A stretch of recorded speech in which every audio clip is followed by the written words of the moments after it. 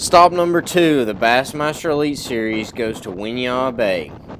I went there pre-practice in February. It was really cold, never seen the place besides then, didn't know anything about it really. I fished one day of practice in the Santee River, and with the short day, because of the weather delay we had, I thought stay close, maximize my fishing time would definitely be good, because in the Cooper River I caught some giants in practice, but there was really no set pattern. I really didn't think I'd have enough time to catch them.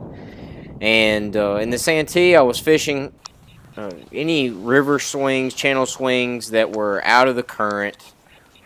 Fish were moving up, and they were really easier to target when the tide was low. When I got there, the tide was still pretty high. I had to make my way up the river to some places I'd never even fished before, just to kind of play the waiting game and wait on the tide to fall. I ended up catching, after about 11 o'clock, I caught my first keeper. Hey, you little sucker. And then I never even caught my second keeper until about 10 minutes left to fish, and it was a better one, but when the tide was getting right, I had to go back to weigh in and sat day one at the bottom of the leaderboard. Day 2, I knew I was going to have to change things up and make the long run to the Cooper River where the big ones live and chance it. It took me an hour and 50 minutes after getting gas to make my first cast.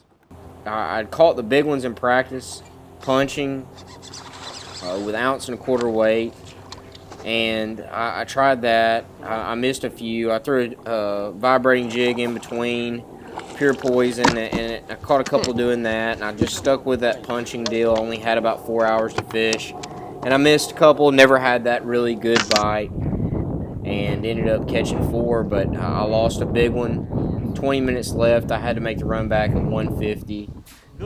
Could have been a giant pickerel, but it kind of haunts me still. Caught my last keeper with just 5 minutes left. Ran an hour, 50 minutes, got gas again, made it back with like 9 minutes to spare, and still only had 5.11 for day 2. So not the tournament that I wanted. Really just missed out on key deals, and I've got to learn from it and go on to Bull Shoals and do better at the next one. And hopefully we'll have a different outcome in Arkansas.